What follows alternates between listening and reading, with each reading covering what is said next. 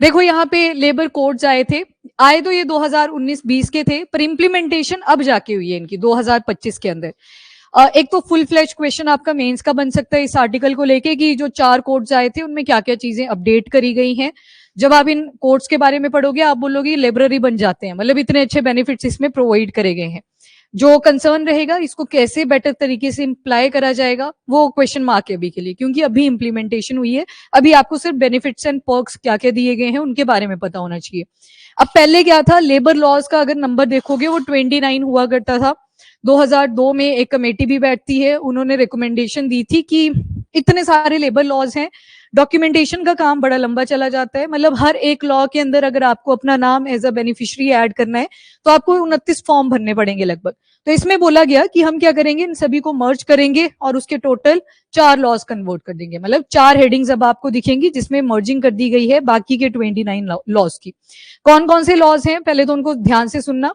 The code on wages 2019, code on wages 2019, wages से पता लग रहा है यहाँ पे सैलरी यानी कि बेसिक पे हो गया, डीएनएस अलाउंस हो गया, या फिर जो भी सारी चीजें हैं, पर्क्स हैं, ग्रेचुइटी है, उससे रिलेटेड जो आपको कोड मिलेगा वो कहाँ पे है, कोड ऑन वेजेस 2019। दूसरा जो आपको मिलेगा वो है इंडस्ट्रियल रिलेशन कोड 2020, मतलब अगेन कोड ही है पर एक वर्ड लिखा है दैट इज इंडस्ट्रियल रिलेशन, यानी कि एम्प्लॉयर और एम्प्लॉय के रिलेशन के ऊपर ये फोकस करेगा। कोई एक्सप्लॉइटेशन नहीं होनी चाहिए, फंडामेंटल राइट्स को मद्देनजर रखते हुए ही आपके रूल्स एंड रेगुलेशन बननी चाहिए। जैसे आपका एक article number 23 and article number 24 है जहां पे फोर्स लेबर भी प्रोहिबिटेड है और बच्चों को भी आप हजार्डस इंडस्ट्रियल वर्क्स में नहीं लगा सकते, वो सारी चीजें आपको यहाँ पे मिलेंगी। देन आते हैं कोड ऑन सोशल सिक्योरिटी 2020। आपने एक टर्म सुनी हो कभी, ESIC, यहाँ पे ये एम्प्लॉय है, ये स्टेट है, ये इंश्योरेंस है, ये कॉर्पोरेशन है। कभी कोई लेबरर था वो बीमार पड़ जाता है, कोई ज्यादा ग्रीवियस उसको सिकनेस हो जाती है, तो उस केस में इंश्योरेंस रिलेटेड बेनिफिट्स प्रोवाइड करेगी आपको, वही जहां पे वो इंडस्ट्री या फैक्ट्री के अंदर काम कर रहा था। देन आता है चौथे वाला कैटेगरी, ऑक्यूपेशनल सेफ्टी। हजार्डस जो आपकी फैक्ट्रीज होती हैं, क्रैकर बन रहे हैं, टेक्सटाइल वाली इंडस्ट्री भी डेंजरस होती है, कॉटन वाली भी इंडस्ट्री डेंजरस होती है। जब कॉन्टिन्यूटी में कोई इंसान वहां पे काम करता है तो कॉटन की छोटी छोटी लेयर नाक के अंदर डिपॉजिट करने लगती है, पूरा रेस्पिरेटरी सिस्टम भी उससे इंपैक्ट होता है। देन आ गया health and working condition code 2020, मतलब यहाँ पे हेल्थ हो गया, मेटर्निटी रिलीफ, क्योंकि फीमेल्स भी है यहाँ पे, और इवन इन कोर्ट्स के अंदर अब फीमेल्स को रात के टाइम पे भी काम करना अलाउड कर दिया है, पर शर्तें कि जो भी इंडस्ट्री या फैक्ट्री का ऑनर है वो उनकी सेफ्टी को इंश्योर करे, तभी वो चीज अलाउड होगी। अब आपने कई बार सुना होगा कि जो लेबरर्स होते हैं उनको एक्सप्लॉइट भी करा जाता है, कई बार लेबरर एक्सप्लॉइट करता है आपको, कई बार दूसरे वाली कंडीशन आप ज्यादा सुनते हो जहां पे किसी लेबरर की एक्सप्लॉइटेशन मिली। एक्सप्लॉइटेशन किस फॉर्म में हो सकती है कि सैलरी आपको वही दी जाएगी जो वेज डिसाइड हुआ था, शायद एक महीने का 7,000 रुपया डिसाइड करा गया था, शायद एक दिन की जो दिहाड़ी थी वो किसी लमसम अमाउंट के ऊपर डिसाइड करी गई थी, पर आपसे ओवर टाइम करवाया गया। ओवर टाइम के ऊपर बहुत कम कंपनीज होती थी जो आपको एक्स्ट्रा पेमेंट दिया करती थी। अब बोल दिया गया है कि जितना वेज है उसके 2 गुना ज्यादा देना है अगर ओवर टाइम करवाना है, क्योंकि वर्किंग आवर्स यहाँ पे 8 आवर्स के ऊपर फिक्स करे गए हैं। 8 आवर्स का ही होता है ना ऑन एन एवरेज, आप देखोगे किसी भी ऑफिस का जो वर्क कोड रहता है 8 आवर्स का होता है, और जहां पे 9 आवर्स का आते हैं उस केस में फिर सैटरडे को ऑफ कर दिया जाता है, इसमें 5 डेज वर्किंग होता है, कंपनसेट हो गया ना बाकी के 5 दिनों के साथ, तो फिर सैटरडे और संडे ऑफ कर दिया जाता है। पर जहां पे 8 आवर्स का होता है वहां पे अप टू सैटरडे वर्किंग रहता है। तो इसमें अगर कोई ओवर टाइम करेगा तो उसको भी क्या मिलेगा, 2 टाइम्स ज्यादा यहाँ पे भत्ता दिया जाएगा, ज्यादा वेज यहाँ पे प्रोवाइड करे जाएंगे। लग गया एक ओवरव्यू आपको कि ये लेबरर्स को लेके आया हुआ है। और इवन आप एक नया सेक्टर पढ़ते हो अबाउट गिग वर्कर्स, जोमेटो हो गया, स्विगी हो गया, देखा होगा वो ट्रिप्स लिख के आते हैं ना उनकी, कितने ट्रिप्स इन्होंने कवर कर दिए हुए हैं, कितनी डिलीवरीज इन्होंने कवर कर दी हुई हैं, वो सारा गिग वर्कर है। जब आपने लॉग इन कर लिया, आप काम करोगे, आपको आज लगता है कि आज नहीं हो पाएगी चीज तो आप लॉग आउट कर लो, किसी को बताने की जरूरत नहीं है, ऐप पे ही सारी चीजें ऑलरेडी हैं। मतलब जो प्लेटफॉर्म बेस्ड लेबरर्स हैं उनके बारे में भी कुछ प्रोविजंस यहाँ पे ऐड करे गए हैं, चाहे प्लेटफॉर्म बेस्ड आ जाए या फिर गिग वर्कर लिखा हो या फिर एग्रीगेटर भी हो सकता है। एग्रीगेटर जैसे कॉन्ट्रेक्चुअल वर्क्स के बारे में आप सुनते हो, कॉन्ट्रैक्ट बने होते हैं, चाइना का मॉडल है, चाइना का एग्जाम्पल इसलिए उठाया मैंने, अभी हांगकांग रीजन में आपने देखा होगा एक बिल्डिंग ने आग पकड़ी और वहां पे बैम्बू का यूज करा हुआ था, उन्होंने चढ़ने के लिए बनाई होती है जो सीढ़ियां सी, तो बैम्बू की वजह से वो और ज्यादा एक्सपेडाइट कर जाती है। वहां पे आप बार बार अब एक शब्द देखोगे, इंश्योरेंस, क्योंकि चाइना में बहुत सारी इंडस्ट्री और फैक्ट्रीज इंश्योरेंस भी प्रोवाइड करती हैं अपने वर्कर्स को। बीच में करप्शन वाले केसेस हर जगह पे होते हैं, वहां पे भी हो सकते हैं, पर वहां पे है ये इंश्योरेंस वाला स्कीम। इंडिया के अंदर कहीं ना कहीं इंश्योरेंस पीछे रह गया। मेन डोमेन में भी इंश्योरेंस का उतना ज्यादा नहीं आप सुनते, मतलब अवेयरनेस करवानी पड़ती है तब जाके कहीं सुनने को मिलता है। तो ये जो एग्रीगेटर्स हैं यहाँ पे क्या करते हैं, कोई एक मझौलिया होगा, मीडिएटर होगा, वो कुछ लोगों को अपने पास इकट्ठा करेगा और बोलेगा कि ऐसे ऐसे कॉन्ट्रैक्ट सरकार का निकल के आ रहा है, आपको काम करना है तो मेरे पास रजिस्ट्रेशन करवा दो। फिर वो जो कॉन्ट्रैक्टर था, मीडिएटर था, वो क्या करेगा, आगे सरकार के पास जो भी टेंडर निकला था वहां पे सबमिशन कर देगा। मतलब वो पैसा किसके पास गया, कॉन्ट्रैक्टर के पास। कॉन्ट्रैक्टर क्या करेगा, जितने भी वर्कर्स की लिस्ट वहां पे दी थी उनको वो पैसा प्रोवाइड कर देगा। तो ये सारी जो प्रोविजन है ये आपको इन लेबर कोड्स के अंदर अब मिलेंगे। अब टोटल 4 हैं, पहले कितने थे, 29 थे। प्री में एक स्टेटमेंट भी बन सकती है, नंबर वेरी कर देगा, 4 तो फिक्स ही रहेगा, 29 में कुछ आगे पीछे बोल सकते हैं। तो 29 लॉस को रिप्लेस करा गया है। आइडिया लग गया एक, क्या क्या चीजें आएंगी। क्या इसमें फंडामेंटल राइट्स के बारे में लिखोगे आप जब आपसे मेंस में पूछा जाएगा? इंडीड लिखोगे। क्या यहाँ पे इक्वालिटी इंश्योर करने की ट्राई करी है? इंडीड करी है। और जब आप ये सारे प्रोविजन करोगे आपको एट लास्ट ऐसे लगेगा कि लेबरर को तो बड़े सारे बेनिफिट्स दे दिए गए। अब तो सर्दियां आ गई तो आप बोलोगे इतने सारे बेनिफिट्स, कहीं होगी तो शायद ऐसे हो जाए तैयारी छोड़ते हैं लेबरर बन जाते हैं। मतलब इतने अच्छे बेनिफिट्स हैं इसमें, बनना नहीं है, मतलब आपने बेनिफिट्स पढ़ने हैं कि कैसे कैसे इनको फ्रेम करा गया है। तो स्टार्ट करते हैं पहले पॉइंट से। तो कौन कौन से लेबर कोड्स आए हैं? कोड ऑन वेजेस 2019, सबसे पहले आपने पैसा ही याद रखना है। मिनिमम वेज के बारे में डिस्कशन करी गई है। इंडस्ट्रियल रिलेशन कोड 2020, यहाँ पे एम्प्लॉयर और एम्प्लॉय क्या क्या बेनिफिट्स प्रोवाइड करे जाएंगे उसके बारे में बात करी गई है। Code on social security, exploitation नहीं करना है, फंडामेंटल राइट्स को मद्देनजर रखना है, उसको लेके एक कोड है। Then occupational safety, health and working condition code 2020। अब देखो ईयर 19 में आ गया था आपका वेजेस को लेके, देन बाकी के 20 में आए थे, 2020 के अंदर इंप्लीमेंटेशन अब हुई। वो सारी फ्रेमवर्किंग का टाइम पीरियड है ये जो 5 साल का बीच में गैप आया। तो मतलब बन पहले का गया है एक्ट कोड्स आपके, पर इंप्लीमेंटेशन अब जाके होगी। जैसे रामसर कन्वेंशन था 1971 में बन गया था ना सारा, पर एक्चुअल में एनफोर्स कब हुआ जाके 1975 में। तो मतलब 4 साल उन्होंने फ्रेमवर्क के लिए ले लिए, तो ये वेरी कर सकता है। और इससे पहले कितने हुआ करते थे? 29।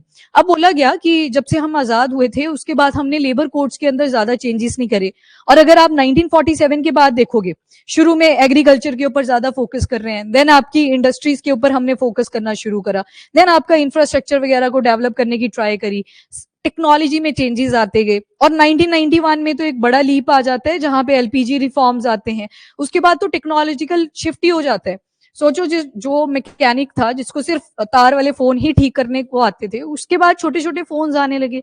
अब जिसने अपग्रेड कर लिया खुद को, रीस्किलिंग कर ली, अब एक तो या आप फेल हो जाओगे या तो आपको ब्रेक लेना पड़ेगा कि दोबारा से नई टेक्नोलॉजी सीख लेता हूँ और नए डायमेंशन में आगे जाता हूँ।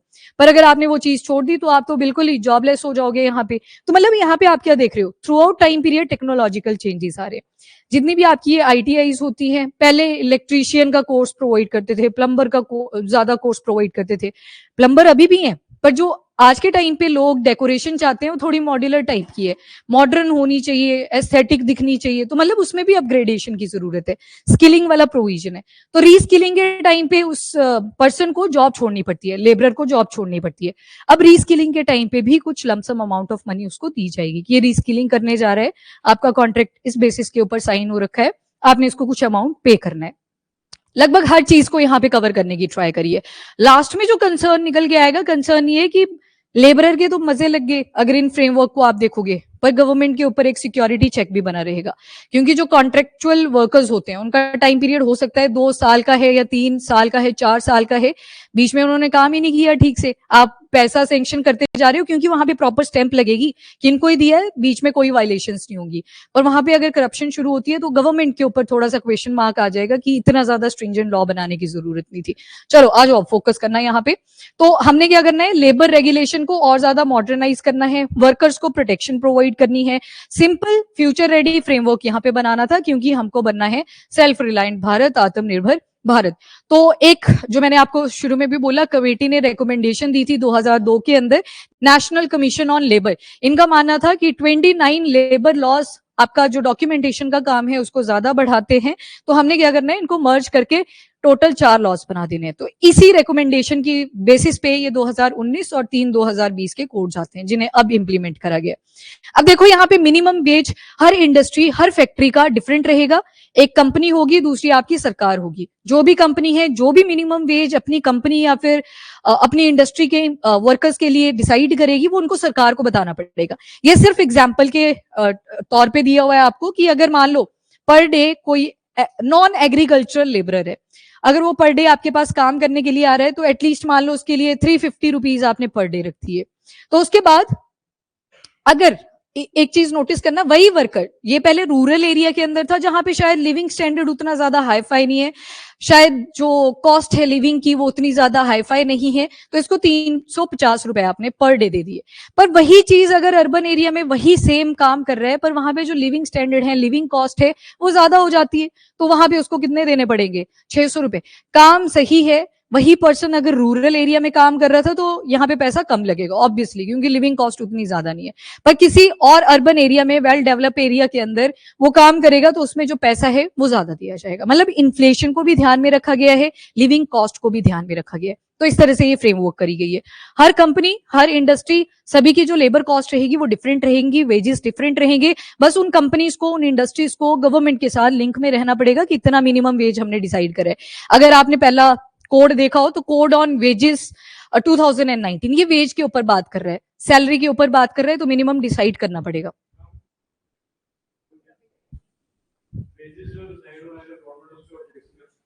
हाँ, गवर्नमेंट ऑब्जेक्शन कर सकती है, वो देखेंगे ना सारी चीजें, तब ये एग्जाम्पल दिया, वो देखेंगे कि यहाँ पे लिविंग कॉस्ट कितनी है, काम के हिसाब से लेबर को कितना पैसा मिलना चाहिए। देखो किसी को अगर टेक्नोलॉजी में काम करना है, मान लो ड्रोन से रिलेटेड कोई काम है, टेक्निकल स्किल चाहिए होगी। ऐसे थोड़ी होता कि मैंने 2 मिनट में काम ठीक करके दे दिया।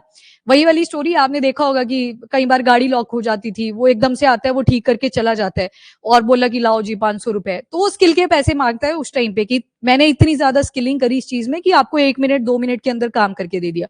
वो गवर्नमेंट पूरा चेक करेगी। तभी बोला कंपनीज की रिस्पॉन्सिबिलिटी बनेगी कि गवर्नमेंट को लिंक में लेके चलना है, मतलब गवर्नमेंट चेक रखने वाली है, एक मेन हैंड यहाँ पे रहेगा।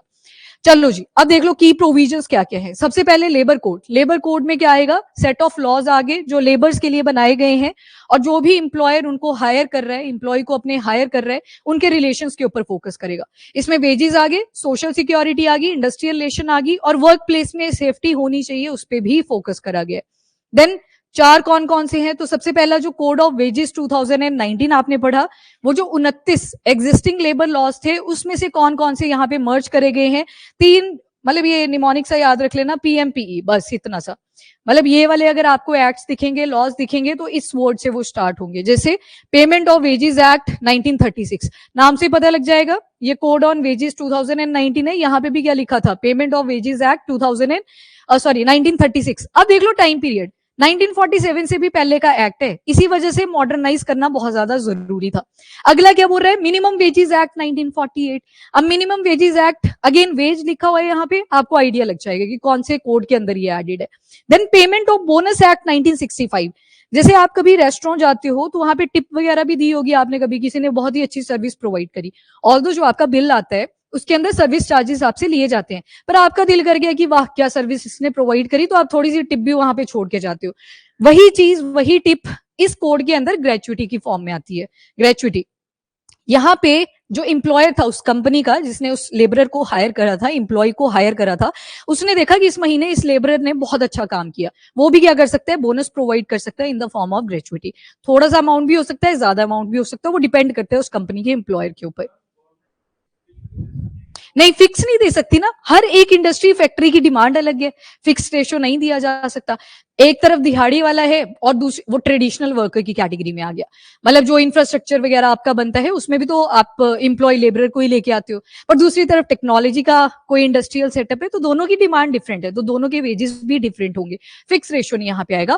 पर्क्स बहुत सारे ऐड कर दिए गए हैं, जैसे कई बार हो सकता है किसी कंपनी को अपना जो स्टाफ है वो कम करना है। रीजन मल्टीपल हो सकते हैं कि शायद वो जो लेबर थी उनके पास वो टेक्नोलॉजी के साथ अपडेट नहीं हो पाई, एक रीजन ये हो सकता है।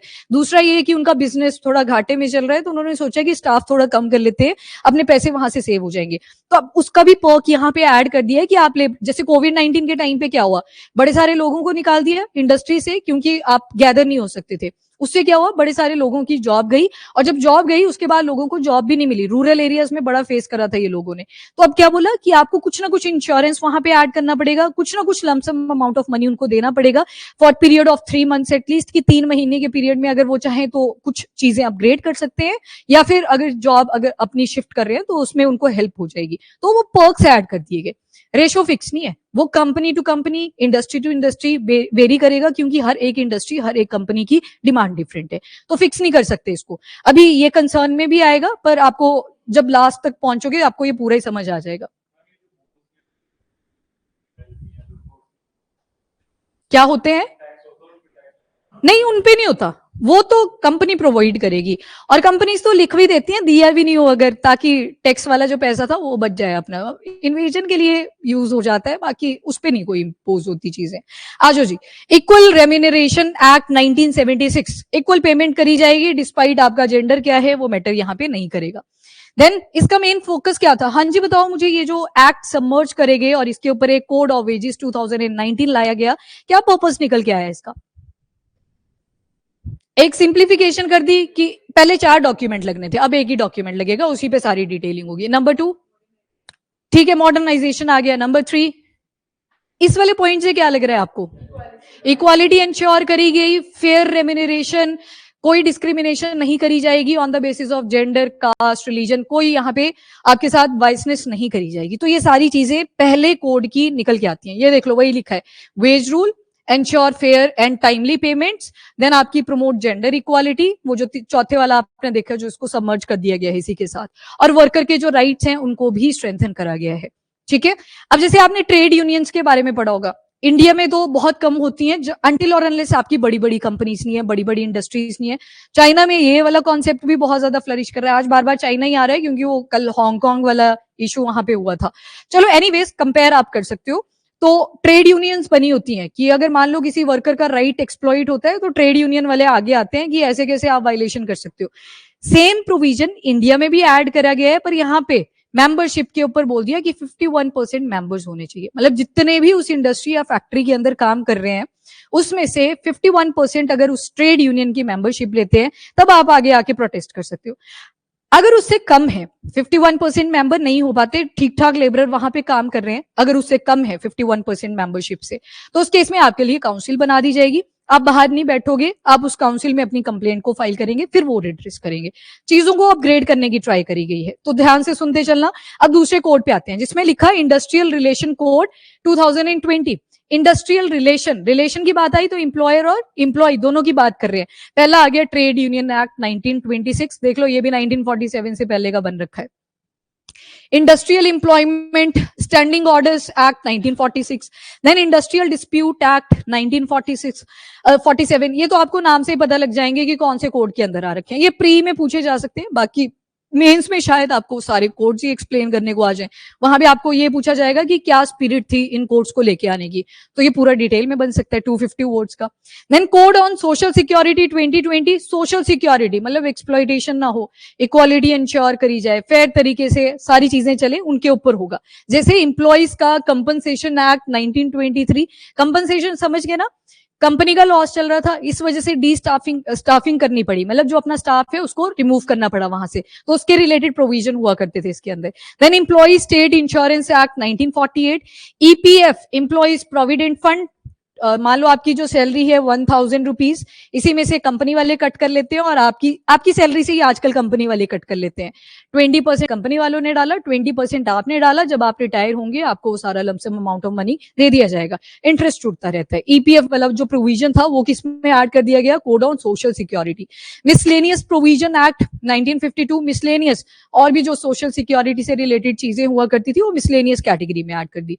जैसे कल हम सिलेबस को डिस्कस कर रहे थे, रिवीजन वाले पार्ट पार्ट में, तो मैंने लिखा ये मिसलेनियस में आते हैं, मतलब रैंडम चीजें हैं वो सारी इसमें हुआ करती थी।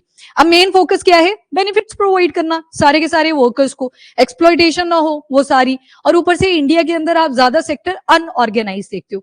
एक होता है ऑर्गेनाइज सेक्टर, दूसरा होता है अनऑर्गेनाइज। ऑर्गेनाइज मतलब आपको पता है अभी कितने बजे क्लास है, अनटिल और अनलेस कोई चेंजेस ना उसमें हो रहे हैं, वो ऑर्गेनाइज आ गया, जहां पे टाइमिंग फिक्स है, सारी चीजें फिक्स है आपकी। पर अनऑर्गेनाइज में टाइमिंग फिक्स नहीं होती, कभी काम ज्यादा बढ़ गया आपको शायद ओवर टाइम भी करना पड़े। प्लेटफॉर्म सेक्टर गिग इकोनॉमी के बारे में बात कर रहे हैं, जोमेटो स्विगी एंड ऑल, उसको आप कंपेयर कर सकते हो इसके साथ। इवन फ्रीलांसिंग भी इसी में आ जाता है। फ्रीलांसर्स होते हैं आजकल, प्रोजेक्ट के बेसिस पे आपको 3 महीने का प्रोजेक्ट है, तब तक आपको पैसा मिलता रहेगा, जैसे प्रोजेक्ट खत्म हुआ आपका पैसा वहां पे रुक जाता है। तो मेन फोकस जो वर्कर्स के राइट्स हैं उनको बैलेंस आउट करना इंडस्ट्री की स्टेबिलिटी के साथ साथ। देन आते कोड ऑन सोशल सिक्योरिटी 2020, इसमें भी आपका एक तो यही पढ़ा ना, अभी ये 2 बार आ गया, यही होगा, वो देख लो ऊपर, मैटरनिटी हेल्थ एंड ऑल, वो सारी चीजें आपकी सोशल सिक्योरिटी में आएंगी। अगला आता है occupational safety health and working condition code 2020। इसके अंदर जो बाकी के 13 लेबर लॉज बचे, जो भी बचे उस 29 में से 4 आपने देख लिया वहां पे सबमर्ज हो चुके हैं, तो यहाँ पे 13 लेबर लॉज जो बाकी के थे, जैसे factories act 1948, plantation labour act 1951, वैसे माइंस एक्ट 1952, इस जैसे 13 टोटल ऐसे लॉज थे जो लेबर्स के लेके हम लेके आए थे, तो वो सारे सबमर्ज कर दिए गए under occupational safety health and working condition code 2020। मतलब हेल्थ ओरिएंटेड वो सारी चीजें इसके अंदर इंक्लूड कर दी गई। अगेन फोकस क्या है, ऑक्यूपेशनल सेफ्टी, किसी का हेल्थ खराब नहीं होना चाहिए जब आपने उनको रिक्रूट करा था अपनी इंडस्ट्री के अंदर काम करने के लिए। जो क्रैकर्स की इंडस्ट्री है ये बड़ी ज्यादा पॉपुलर होती है इस केस में, टेक्सटाइल की इंडस्ट्री है वो भी इसमें काफी पॉपुलर एग्जांपल है। तो कोड्स डन, तो ये आपके 4 कोड्स हैं जिन्होंने रिप्लेस करा है 29 एग्जिस्टिंग लेबर लॉस को। अब देख लो कोड ऑफ वेजेस, थोड़ा सा और इसको खोल के देखो, 2019 के universal minimum ways for all workers, जो गवर्नमेंट और वो कंपनी होगी मिलकर डिसाइड करेगी। क्या हुआ उदय, आप हंस रहे हैं, काफी देर से हंस रहे हैं और मैं डिस्ट्रैक्ट भी हो रही हूँ, क्या हुआ? नहीं हंसी आ रही है, लेवरेज की बात कर रहे हैं, नहीं पक्की बात, डिस्ट्रैक्शन होती है, मतलब आगे से ना सारे कुछ दिख रहा होता है, जब कोई चीटिंग भी करता है एक दूसरे से ऐसे बात भी करते हैं पूरा ही पता चल जाता है, वहां पे बैठ के ऐसे लगता है नहीं हम छुप पा रहे हैं, पर नहीं होती ऐसी चीज। थोड़ा फोकस रखा करो, ऐसे डिस्ट्रैक्शन नहीं करनी है। Universal minimum ways for all workers, सारे वर्कर्स आगे इसमें ऑर्गेनाइज भी आ जाएंगे, अनऑर्गेनाइज भी आ जाएंगे। देन वेज की फिक्सेशन करी जाएगी, ये देखो अमृत जो आपने सवाल पूछा था, स्किल के बेसिस पे उस जगह के हिसाब से, जैसे 350 सेम जॉब के लिए रूरल एरिया में मिल रहा था, पर 600 रुपए आपको अर्बन एरिया में मिलेगा, लिविंग कॉस्ट ज्यादा है। देन उसके बाद वर्किंग कंडीशन भी देखी जाएगी। नहीं सुनो सुनो, इन्फ्लेशन के साथ तो चेंजेस भी होंगे ना, WPI CPI आप पढ़ते हो, कौन करेगा? गवर्नमेंट। इंडस्ट्री जो काम है वो सेम टाइप का, एग्जाम्पल प्लम्बर का कोई काम है, आप सभी को जरूरत पड़ी होगी अपने पीजी या रूम्स के अंदर, यहाँ पे जो मिनिमम वेज आएगा वो शायद 350 रुपीज ले लेता है एक ही बारी आने का, कि एक बार मैंने देखा क्या क्या प्रॉब्लम्स आई हैं, कुछ सामान लेके आएगा, प्लस उसमें वो सर्विसेज के चार्जेस भी जोड़ेगा। पर सेम प्रॉब्लम आपको प्लम्बर रिलेटेड रूरल एरिया के अंदर आती, शायद वो उतना पैसा ना लेता, या फिर जो सामान वहां पे लगना था वो आपको ही बोल देगा कि आप ही ले आओ, मैं सिर्फ सर्विस के चार्जेस लूंगा, शायद वहां पे उसने 350 नहीं लिया, आपसे 150 रुपया लेके चला जाएगा, क्योंकि लिविंग कॉस्ट वहां पे नहीं है। अर्बन एरियाज के अंदर आपको रेंट भी पे करना है, रूरल एरियाज के अंदर आपका अपना घर भी हो सकता है, तो आपको वो रेंट से बच जाओगे। यहाँ पे रेंट काफी एक्सीड कर जाता है, जो छोटे छोटे रेंट्स भी शुरू होते हैं वो 3000 रुपए से शुरू हो जाते हैं, वहां पे शायद आपको रेंट रिलेटेड प्रॉब्लम ना आई, वहां पे 500 रुपए पे भी आपको रेंटल हाउस मिल जाता है। तो मतलब लिविंग कंडीशन देखने पड़ी, तभी इस कोड ऑफ एज 2019 में सारी चीजें मेंशन कर दी, स्किल के बेसिस पे कौन से एरिया के अंदर वो कंपनी या इंडस्ट्री लोकेटेड है, देन वर्किंग कंडीशन कैसी है वहां पे, तो उसके बेसिस पे आपका सारा अमाउंट डिसाइड करा जाएगा। सोचो कोई टेक्सटाइल इंडस्ट्री के अंदर काम कर रहे हैं और वहीं पे कोई फूड्स जो इंडस्ट्री है उसके अंदर काम कर रहे हैं, ज्यादा एक्सप्लॉइटेशन किसकी होने वाली है? टेक्सटाइल वाले के, तो वहां पे देखा जाएगा कि वर्किंग कंडीशन कैसी है, तो उस हिसाब से उसको प्रीमियम भी प्रोवाइड करे जाएंगे, इंश्योरेंस ओरिएंटेड।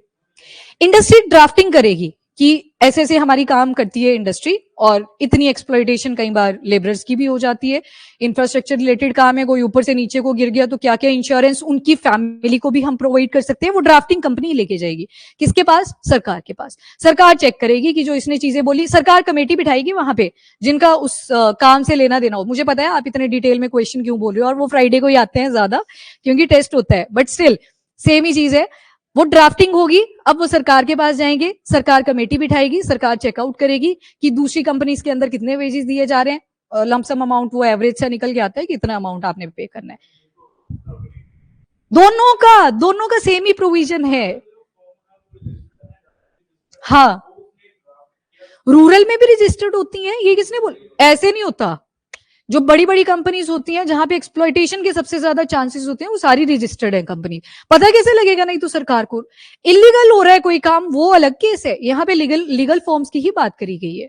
हाँ चलो, ये सेम ही बात पे आप बार बार घूम रहे हो, मुझे पता है सारी चीजें, ये हर फ्राइडे की स्टोरी है, आज की नहीं है। चलो, ओवर टाइम जो होगा that must be paid at least twice the normal wage rate. जो नॉर्मल वेज रेट है उसके 2 गुना आपको देना पड़ेगा जब आप ओवर टाइम करवा रहे हो। 8 घंटे काम करने की कैपेबिलिटी थी, आपने 18 घंटे का काम करवाया, एक्सप्लॉइटेशन हुई उसकी, तो आपको यहाँ पे पैसा ज्यादा देना पड़ेगा। जो इंप्लॉयर्स होंगे वो लायबल है फॉर डिलेड नॉन पेमेंट, मतलब उनके ऊपर लीगल वायलेशंस का केस चल सकता है अगर वो टाइम से पेमेंट्स नहीं करते हैं या डिले बहुत ज्यादा करते हैं पेमेंट्स को लेके। Industrial relation code 2020 fix term का इंप्लॉयमेंट रहेगा, मतलब कॉन्ट्रेक्चुअल आप ज्यादा सुनोगे, आपकी कॉन्ट्रैक्ट्स प्रोवाइड करे गए हैं एबीसीडी कंपनी को और इतने टाइम पीरियड के लिए आपका काम चलने वाला है। इस टाइम पीरियड में हमें भी पता लग जाएगा कि आपने ठीक से काम किया या नहीं, उसके बाद कॉन्ट्रैक्ट चेंज भी करा जा सकता है। तो ये सारे प्रोविजन आपको इंडस्ट्रियल रिलेशन से मिलेंगे। और विमेन की रिप्रेजेंटेशन भी अब आपको बॉडीज के अंदर मिलेगी, जब कमेटी बिठाई जाएगी वहां पे विमेन की रिप्रेजेंटेशन भी रहेगी। और इवन मान लो कोई इंप्लॉयर है जो चाहता है कि इसको हमने बाहर निकालना है, कोई भी रीजन हो सकता है, वो लेबर पुराना हो गया टेक्नोलॉजी के हिसाब से, तो उसको रीस्किलिंग के टाइम पीरियड के लिए कुछ lump sum amount of money company पे करेगी कि आपने रीस्किलिंग करनी है, आप दोबारा से यहाँ पे भी आ सकते हो, पर पहले आपको टेक्नोलॉजिकली अपग्रेड होना पड़ेगा।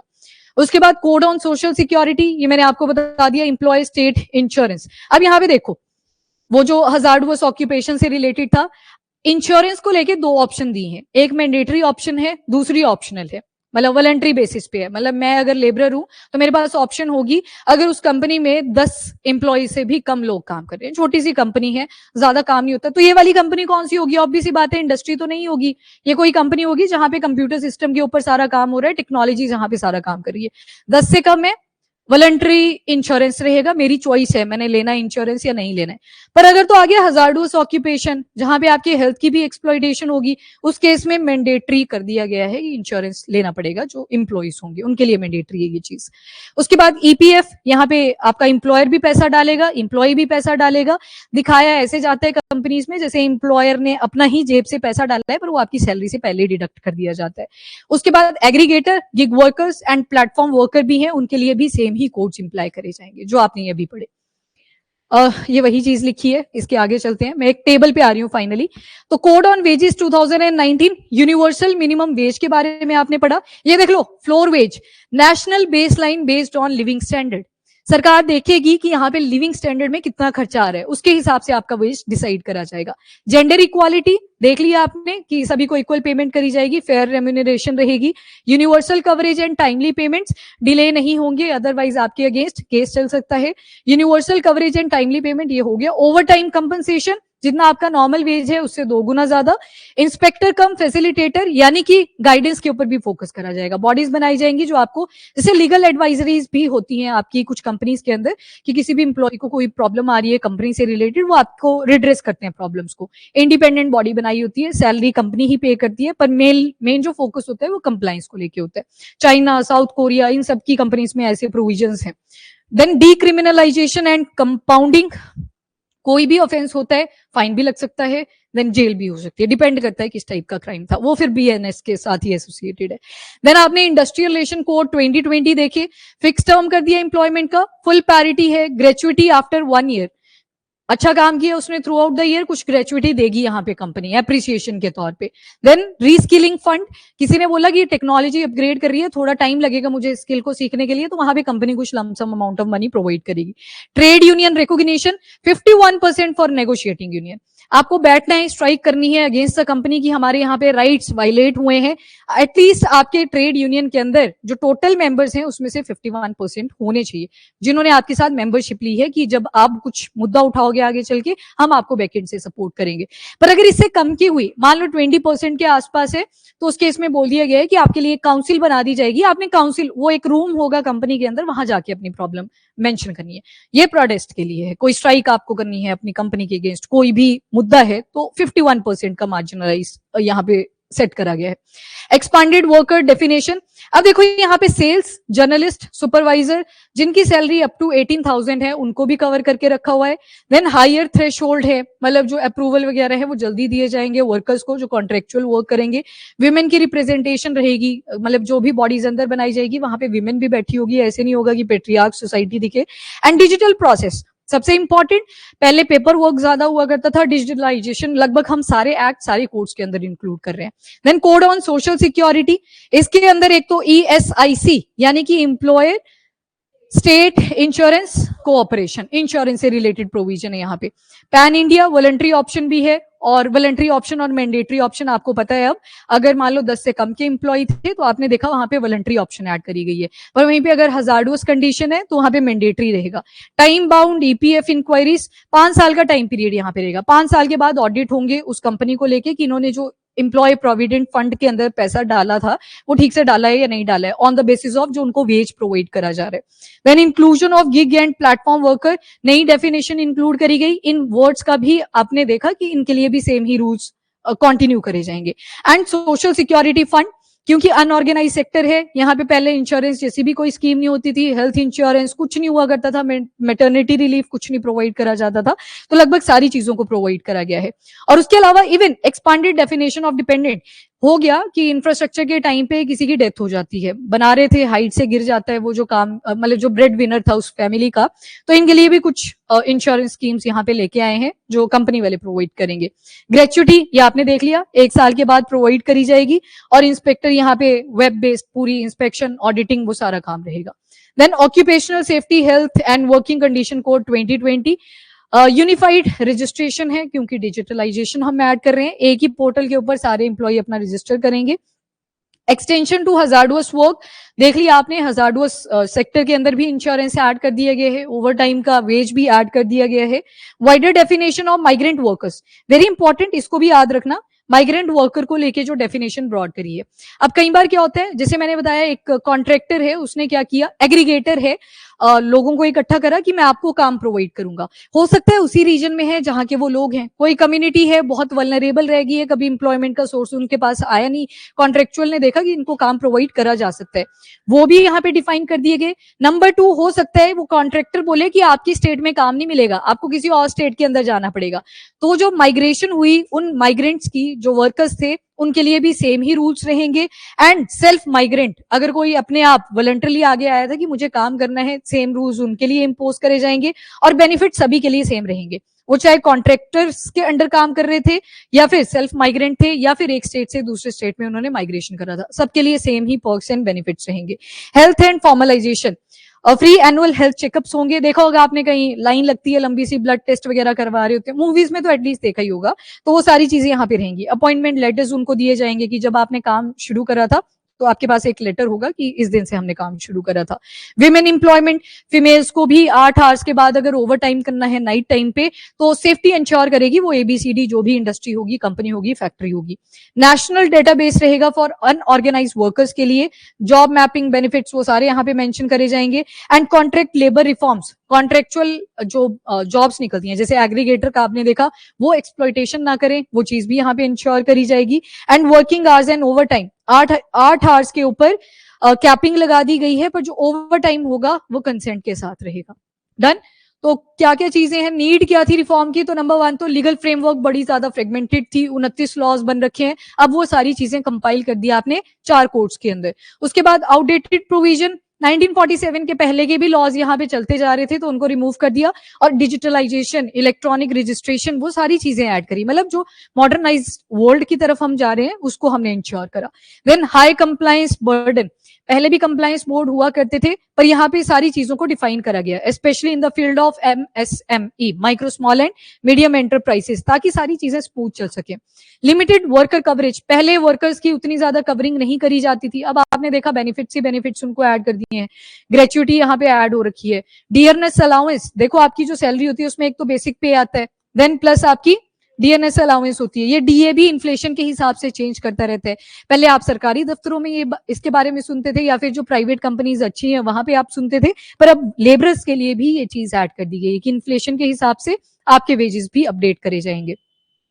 चेंजिंग नेचर ऑफ वर्क, पहले क्या था मैंने आपको बताया, एग्रीकल्चर था, इंडस्ट्री थी, चेंजेस आए ना सारे टाइम पीरियड में, यहाँ पे अब टेक्नोलॉजी बेस्ड आ चुके हैं काम, आज के टाइम पे एआई है, मशीन लर्निंग है, ड्रोन्स है, प्लम्बर भी होगा अगर तो वो भी अपडेटेड काम करेगा, स्किलिंग रिक्वायर्ड है, तो उसके हिसाब से यहाँ पे चेंजेस करे गए हैं। एंड ग्लोबल कॉम्पिटिटिवनेस, हम चाहते हैं कि खुद को रिप्रेजेंट करें ग्लोबल लेवल पे, वो एग्रीकल्चर का फील्ड हो सकता है, जैसे भारतीय इनिशिएटिव याद होगा आपको, अपीडा लेके आई थी, क्यों लेके आई थी, ग्लोबल कॉम्पिटिटिवनेस, एक कि एक्सपोर्ट हमको ज्यादा करना है, तो इस फील्ड में भी लेबरर्स, अब जैसे जर्मनी ने हमें बोला था कि आपकी जो लेबर है वो उतनी ज्यादा स्किल्ड नहीं है, स्किल के ऊपर फोकस करो, पर यहाँ पे रील्स बन रही होती हैं, नाच रहा है कोई, वीडियो बना रहा है, तो वो स्किलिंग नहीं है, वो तो वैसे टाइम पास है, लोग भी देखते हैं उन चीजों को, तो टाइम पास वाली चीज है, तो स्किल के ऊपर फोकस करने की जरूरत है।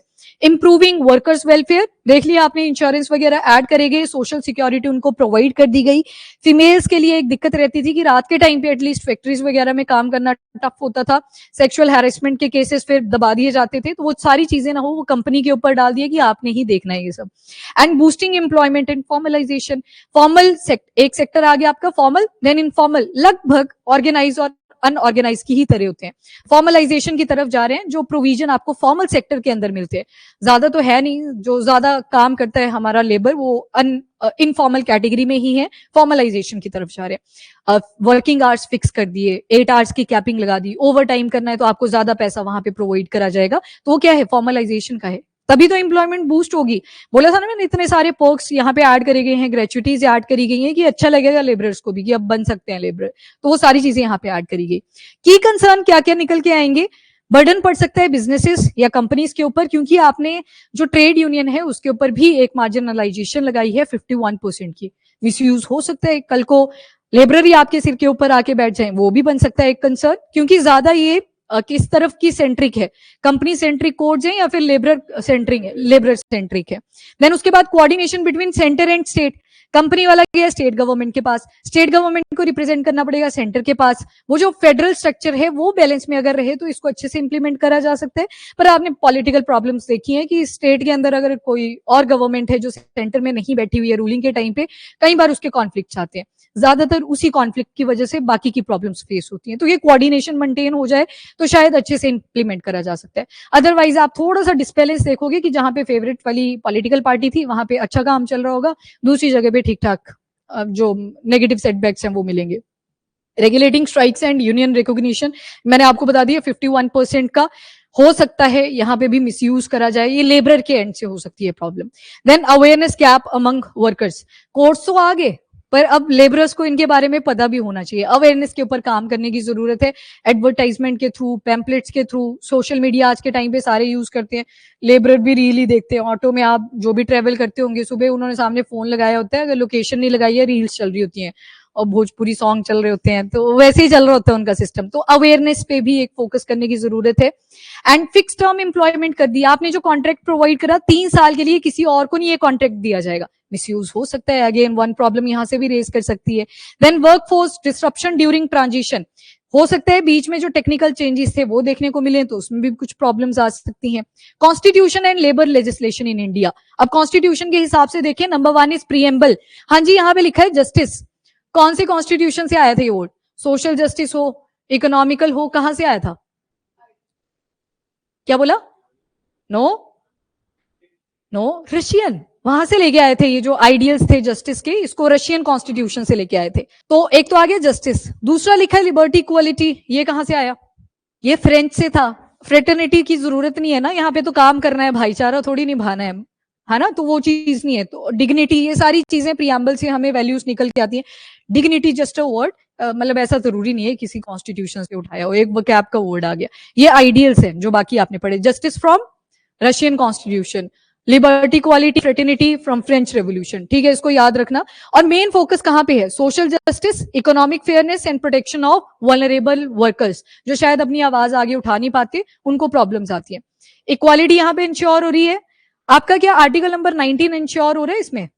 19 article number 19 clause 1 sub clause C, इसमें क्या था? कोऑपरेटिव्स, एसोसिएशन एंड कोऑपरेटिव, दोनों शब्द वहां पे लिखे होते हैं। और ट्रेड यूनियन का प्रोविजन आपने पढ़ा, तो आर्टिकल नंबर 19 का जो सब क्लॉज सी है, यानी कि क्लॉज 1 सब क्लॉज सी, वो भी यहाँ पे इंश्योर हो रहा है। आर्टिकल नंबर 23 एंड 24, 23 यानी कि जो बंधुआ मजदूरी थी, फोर्स लेबर, वो चीज भी यहां से अवॉइड। देखो आज भी फोर्स लेबर एग्जिस्ट करी जाती है, जबरदस्ती आपसे काम करवाया जाता है, तो आपको बोल दिया कि ओवर टाइम के डबल पैसे मिलेंगे, ठीक है, तो वो चीज यहाँ पे डिनाई करने की ट्राई करी। आर्टिकल 24 चाइल्ड लेबर आ गया कि हजार्डस केस में आप इनसे काम नहीं करवाएंगे, तो वो चीज भी इंश्योर। आर्टिकल नंबर 21 किया, सबसे ज्यादा फोकस इसी पे करा, सोशल सिक्योरिटी इसी से तो रिलेटेड है। Article number 21 right to life. Then आपके कॉन्स्टिट्यूशनल रेमेडीज 32 आ गया।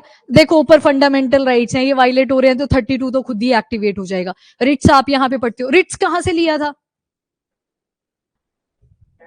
No, British constitution. सारा थोड़ी थोड़ी, ये जो 3 पढ़े ना आज, एक जस्टिस वाला आपने देखा अभी अभी, equality, liberty and fraternity, French. Then writs याद रखना, article 32 and article 226, that is from the British constitution, ठीक है जी। और उसके अलावा PIL, पब्लिक इंटरेस्ट लिटिगेशन, बस ये वाला पॉइंट ही बचा था ओवरऑल बताने के लिए। कई बार लेबरर अपनी बात आगे नहीं रख पाते, फिर कोई पिटीशन डाल देते हैं, वो अकेला ही होता है ना, पर वो सभी को रिप्रेजेंट कर रहा होता है बैक एंड पे, जिनके साथ एक्सप्लॉइटेशन हुई होती है। तो ये फंडामेंटल राइट्स आपके मेंस के आंसर में जरूर यूज होंगे, कि इनको आप ऐड कर सकते हो। बिना फंडामेंटल राइट के तो वेग ही लगेगा सारा, तो फंडामेंटल राइट्स आपके इंश्योर करे जा सके, इसी वजह से ये कोर्स इस तरह से बनाए गए। डन, ये देख लो सी वाला, टू फॉर्म एसोसिएशन और यूनियंस और कोऑपरेटिव्स, ठीक, तो सी फॉर कोऑपरेटिव ये आपने रट लिया हुआ है आई थिंक, और यहाँ पे एसोसिएशन और यूनियन, ये भी ध्यान में रखना है। चलो जी, की जजमेंट्स याद रखना, 3 ही जजमेंट्स हैं। एक है Bandhua Mukti Morcha 1984, right to live with dignity, मतलब लेबरर्स के लिए भी ये राइट बनता है, यानी कि आर्टिकल नंबर 21 इंश्योर किया गया। Then people's union for democratic rights, ये 1983 में आई थी। और less than minimum wage amount to force labour under article 23, बहुत से लोगों को वेजेस बहुत कम दिए जाते थे, काम ज्यादा करवाया जाता था। कोर्ट्स में देखा ना आपने, इस चीज को भी इंश्योर करा कि फिक्स करी जाएगी अमाउंटिंग, DA भी चेंज करेगा आपका as per the inflation, gratuity भी आपको हर साल के एंड पे प्रोवाइड करी जाएगी। तो ये भी एक आया था केस आपका 1983 का। नीरजा चौधरी 1984, ये बंधुआ मजदूरी में थी, मतलब जो लोग इन चीजों को, फोर्स लेबर को फेस कर चुके थे, उनको रिहेबिलिटेट यहाँ पे करना था, ठीक है, तो इसके ऊपर फोकस था। बाकी इंप्लीमेंटेशन मैंने आपको साथ के साथ समझा दी, क्या क्या प्रॉब्लम्स आ सकती है, इनको अब रीड ही करना है आपने, वो आप खुद भी करोगे, वही है सारा लिखा हुआ जो हमने पढ़ा। यहाँ पे जस्ट स्ट्रक्चरिंग बताई है मैंने। मैं ये दिखा देती हूँ, रुको रुको एक मिनट, एक देख लो हेडिंग से, uniformity across state, federal structure आ गया, company to state, state to centre, वो चीज कोऑर्डिनेशन में रखना है। ये देख लो, मिसयूज ना हो फिक्स टर्म का, इस चीज को ध्यान में रखना पड़ेगा ड्यूरिंग द इंप्लीमेंटेशन, मतलब इंश्योर करने की जरूरत है। Strengthen social security for gig workers too, gig workers हो सकता है यहां से स्किप हो, तो जब इंप्लीमेंट करेगी गवर्नमेंट, जैसे अभी इंप्लीमेंटेशन कर दिए, तो इनके ऊपर भी चेक रखना पड़ेगा। Then capacity and compliance support for MSME, सबसे बड़ा सेक्टर आज के टाइम पे सेकेंडरी में आप देखोगे वो MSME ही आपको दिखेगा, तो इनके राइट्स भी इंश्योर होते रहे उस चीज के ऊपर भी, क्योंकि लेबरर ज्यादा होते हैं इस केस में, तो ज्यादा लेबरर होंगे, शायद वो स्किप कर जाए, तो स्किप ना करें, ये गवर्नमेंट को ध्यान रखना पड़ेगा जब ये कोड्स बनाए जाएंगे।